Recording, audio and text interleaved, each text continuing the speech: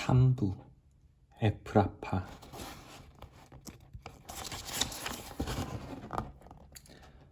30장 새로운 여행. 아무도 모르고 있지만 막대한 이익을 가져다 줄 사업이 있다. 이튿날 아침 일찍 토끼들은 너도암나무 숲 남쪽 끝에서 출발했다. 일행은 5주 전 헤이즐과 함께 샌들포드를 떠나온 토끼들 그대로이고 벅손이 빠지고 블루벨이 들어온 것만 달라졌다.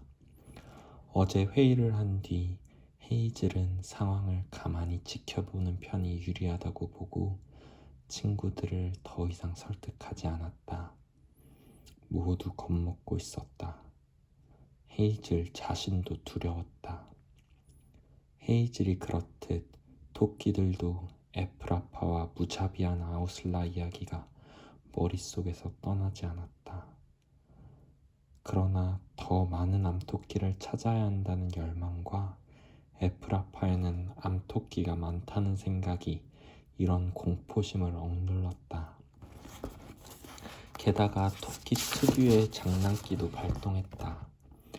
원래 토끼는 남의 땅에 들어가 도둑질하기를 좋아했고 그런 일이 나면 무섭다고 꽁무니를 빼는 일이 거의 없다. 벅손이나 스트로베리처럼 몸이 안 좋아서 위험에 빠졌을 때 대처하기 힘든 토끼라면 모를까. 그래서 헤이즐은 비밀 작전이 있다는 말을 슬쩍 흘려서 호기심을 부추겼다. 파이버를 등에 업고 은근한 암시와 약속으로 친구들을 꿰 수 있으리라 기대했다. 과연 헤이즐의 짐작대로였다. 토끼들은 헤이즐과 파이버를 믿었다. 이들 덕분에 무사히 샌들포드를 빠져나와 엔본강과 공유지를 지나왔고 철사 덫에 걸린 비극을 구하고 언덕에 토끼 마을을 세웠으며 키아르를 아군으로 끌어들이고 온갖 어려움을 헤치고 암토끼 2마리를 얻지 않았던가. 이들이 다음에 무슨 일을 할지는 알 수 없다. 그러나 틀림없이 뭔가 계획이 있었다. 게다가 비귀과 블랙베리도 그 계획을 잘 알고 있는 눈치였기 때문에 아무도 뒤에 남겠다고 하지 않았다. 또 헤이즐이 누구든지 남고 싶으면 남아도 좋다고 못 박은 것도 효과가 있었다. 그 말에는 겁쟁이 따윈 필요 없으니까 이 영웅적 행위에서 빠질 테면 빠지라는 뜻이 담겨 있었다. 충성이 제2의 천성인 홀리는 더 이상 분위기 망치는 말은 꺼내지 않았다. 홀리는 한껏 쾌활하게 숲 가장자리까지 배웅 나왔다. 그러고는 다른 토끼들이 듣지 못하게 헤이즐한테만 살짝 위험하니까 부디 조심하라고 당부했다. 키아르가 뒤따라가면 그 편의 소식을 전해. 그리고 빨리 돌아와. 하지만 막상 모험이 시작되고 실버를 따라 농장 서쪽 고지대를 지나 남쪽으로 가게 되자 모두 공포와 불안에 빠져들었다. 지금까지 들은 에프라파 이야기는 아무리 강심장을 가진 토끼라도 겁에 질릴만 했다. 그런데다 에프라파, 아니 그 어디를 가든지 앞으로 이틀 동안은 훤히 트인 언덕지대에서 보내야 했다. 여우, 담비, 족제비 같은 적을 만나면 땅 위에서 달아날 수밖에 없다. 헤이즐 일행은 띄엄띄엄 흩어져서 천천히 나아간 탓에 지난번 홀리 일행보다 훨씬 느렸다. 길을 잃기도 하고 위험한 기미에 깜짝 놀라기도 하고 잠시 쉬기도 하며 나아갔다. 잠시 뒤 헤이즐은 일행을 세 무리로 나누어 실버와 비귀과 자신이 하나씩 맡아서 이끌었다. 그래도 여전히 암벽을 오르는 등반대처럼 앞선 일행이 지나간 자리를 그대로 따라가는 식으로 느릿느릿 나아갔다. 하지만 숨을 곳은 많았다. 마침 6월에서 한여름인 7월로 넘어가는 때라 산울타리와 풀이 1년 중 가장 무성하고 울창했다. 토끼들은 꽃핀 마요라나나 전호나 풀밭 속 그늘에 숨어 쉬기도 했다. 빨강 파란 꽃이 핀 독사풀 수풀에 숨어 선모로 뒤덮인 풀줄기 사이로 밖을 살피기도 했다. 노란 꽃이 핀 껑충한 모예화에 몸을 숨기고 나아가기도 했다. 테피스트리에 짜놓은 초원처럼 꿀풀, 용담풀, 칠양지꽃이 곱게 어우러진 탁 트인 풀밭을 서둘러 가로지르기도 했다. 엘일이 나타날까봐 불안한 데다 멀리 볼 수 없기 때문에 그 길은 너무도 길게 느껴졌다. 예전에 이 구릉지대는 키 큰 보리밭도 없는 데다 풀도 양들이 다 뜯어먹어서 숨을 곳이 별로 없었다. 따라서 적의 눈에 띄지 않고 멀리 간다는 것은 꿈도 꾸지 못했다. 하지만 이제는 양도 오래전에 자취를 감추고 트랙터가 일군 넓은 밭에는 밀과 보리가 자라고 있었다. 온종일 토끼들 주위에서는 푸른 밀과 보리 냄새가 떠나지 않았다. 쥐가 득실거리고 당연히 황조롱이도 많았다. 황조롱이가 무섭긴 했지만 헤이즐의 짐작대로 다 자란 건강한 토끼는 너무 커서 사냥할 엄두를 못 내는 것 같았다. 어쨌든 황조롱이의 공격을 받은 토끼는 아무도 없었다. 후끈한 더위 속에서 니프리스가 될 무렵 실버가 작은 가시나무 덤불 앞에서 걸음을 멈추었다. 바람 한 점 없고 공기 중에는 건조한 구릉지대에서 자라는 노란 양국이나 가세풀, 쑥국화 같은 국화과 꽃향기가 진동했다.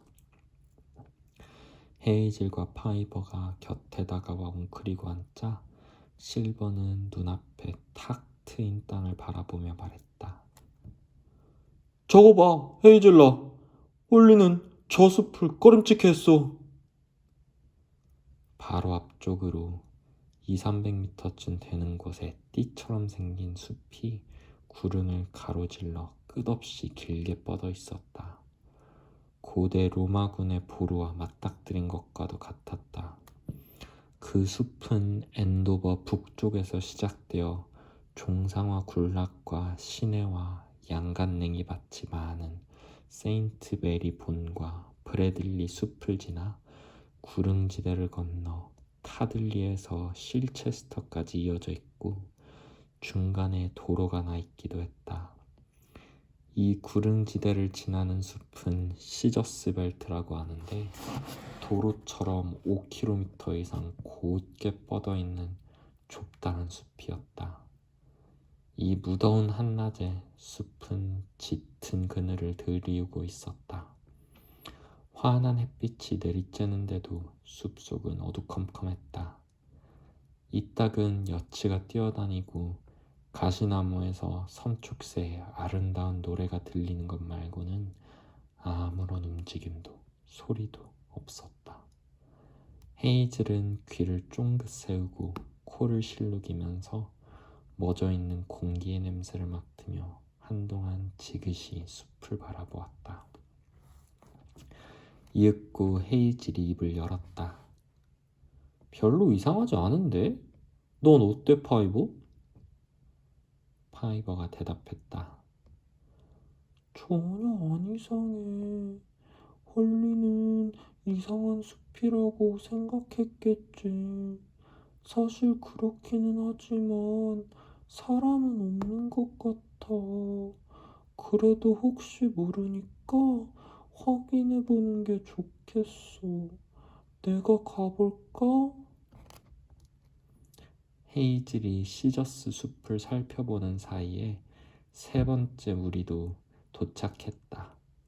이제 모두 햇빛이 설핏 드는 가시나무 그늘 아래서 귀를 늘어뜨린 채 조용히 풀을 뜯거나 쉬고 있었다. 헤이즐이 물었다. 거기 비극 있어? 오전 내내 비극은 여느 때와 달리 말이 없고 주위에서 벌어지는 일에 아랑곳 없이 골똘히 생각에 빠져 있었다. 비극이 용감하다는 사실을 누구나 알고 있지 않았다면 혹시 겁먹은 게 아닐까 싶을 정도였다.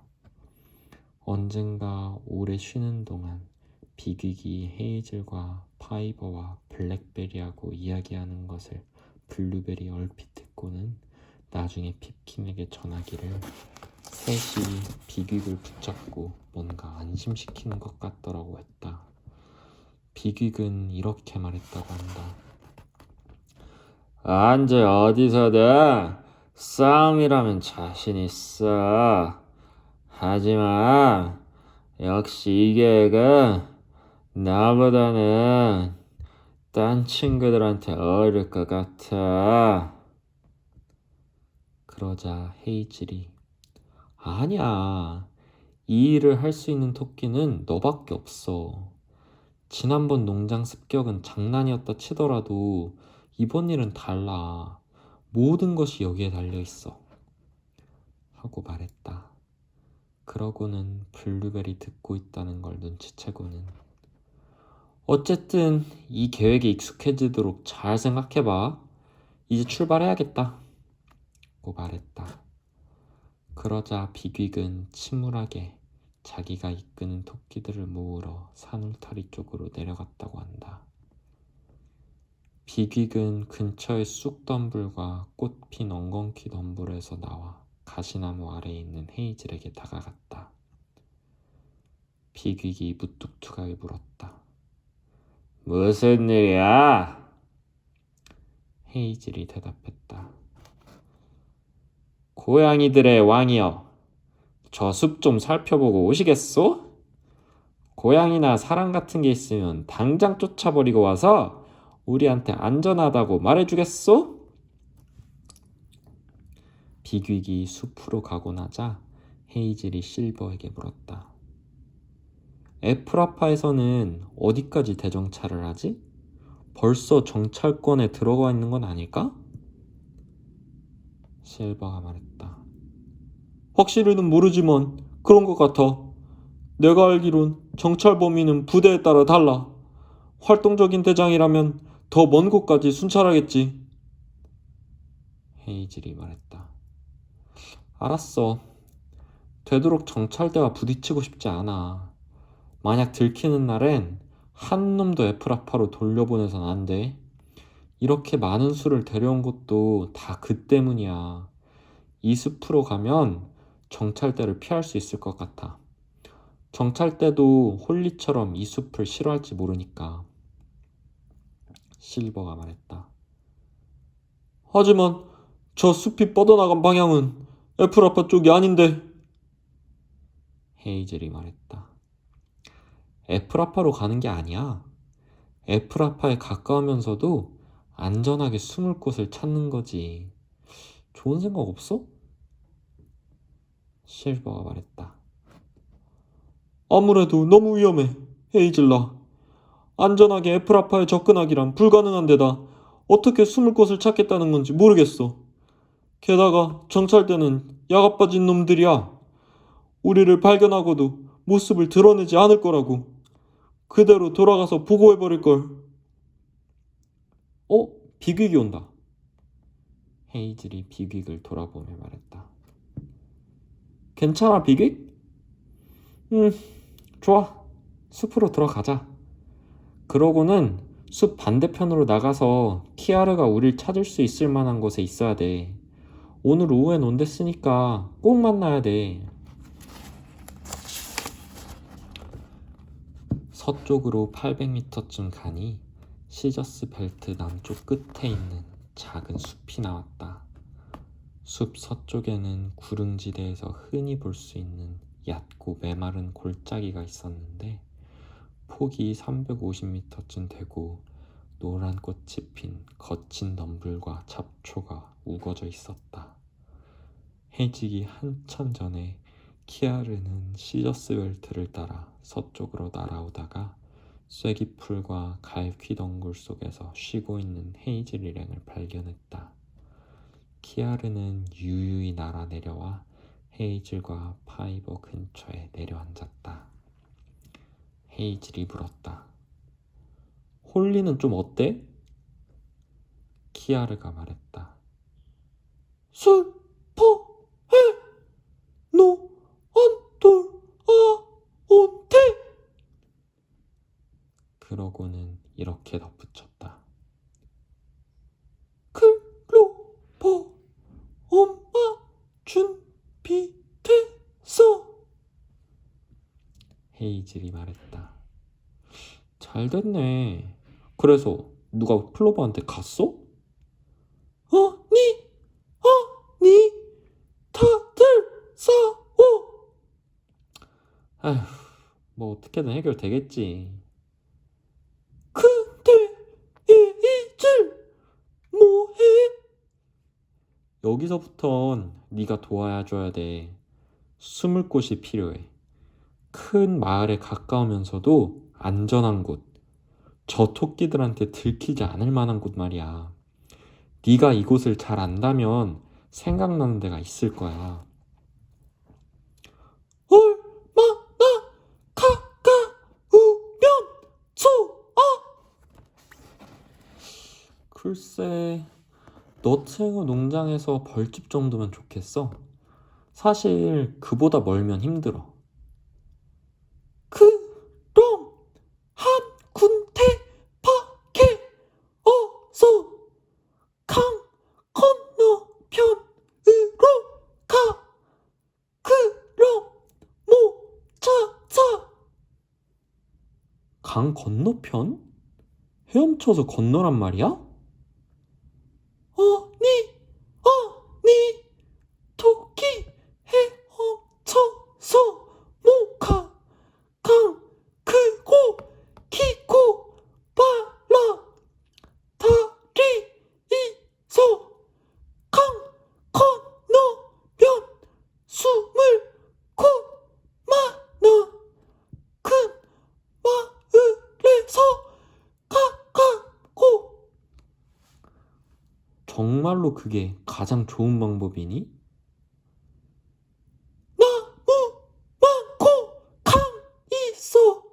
마을 토끼들 너희 못 찾아. 헤이즐은 파이버에게 물어보았다. 네 생각은 어때? 파이버가 말했다. 생각보다 좋은 것 같아. 이런 말 하긴 싫지만 다들 지쳐 나가떨어지는 한이 있더라도 지금 당장 빨리 가야 될 것 같아. 구릉지대에 있으면 위험하지만 일단 강만 건너면 푹 쉴 수 있을 거야. 그럼 밤에 가는 게 좋겠다. 전에도 밤에 떠났잖아. 일단 많이 먹고 쉬어야 해. 그럼 푸 인레에 출발하는 거다. 오늘은 달이 뜰 거야. 블랙베리가 말을 받았다. 아이고, 출발이니 푸 인레니 말만 들어도 신물 난다.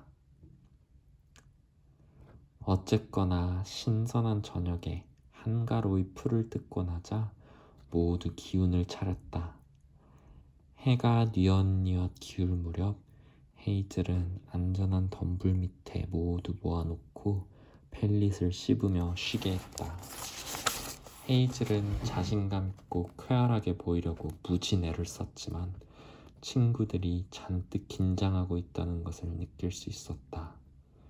게다가 계획에 대해 물어오는 것을 한두 번 얼버무리고 나자 어떻게 하면 친구들이 긴장과 불안에서 벗어나 홀가분하게 출발할 수 있을지 고민스러웠다. 헤이즐은 처음으로 무리를 이끌게 된 날 밤, 엔본강 근처 숲에서 잠시 쉬던 때를 떠올렸다. 그나마 지금은 지쳐있는 토끼가 없어서 다행이었다. 토끼들은 밭을 습격하는 흘레시 무리처럼 다부졌다. 어느 누구 하나 처지는 토끼가 없었다. 핍킨과 파이버도 실버나 뷰긱 못지않게 건강했다. 그래도 재미있는 이야기를 들으면 힘이 더 솟을 것이다. 헤이즐이 막 말하려는데 마침 에이콘이 나섰다. 든든한 이야기 하나 해줄래? 다른 친구들도 맞짱 쳤다. 그래! 어서 해줘! 기왕이면 깜짝 놀랄만한 걸로 해! 댄더라이언이 대꾸했다. 좋아! 엘로라이러와 물속의 여우는 어때? 호크빗이 말했다.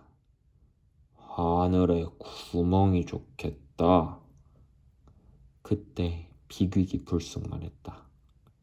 아네, 그거 말고. 저녁 내내 입을 꾹 다물고 있던 비극이 말문을 열자 다들 웬일인가 하고 돌아보았다.